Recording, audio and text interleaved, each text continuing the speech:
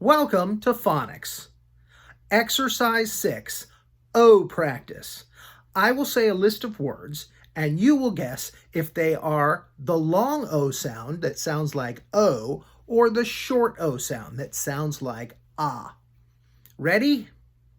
Block, boat, bone, cross, dog, quote,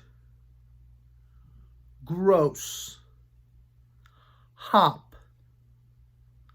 pot, nope, sock, crow, ox, coat, dough, knot, rose. Now, I will say them again and I will tell you what they are. Block, short O. Boat, long O. Bone, long O. Cross, short O.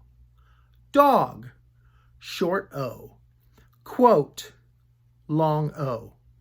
Gross, long O. Hop, short O. Pot, short O.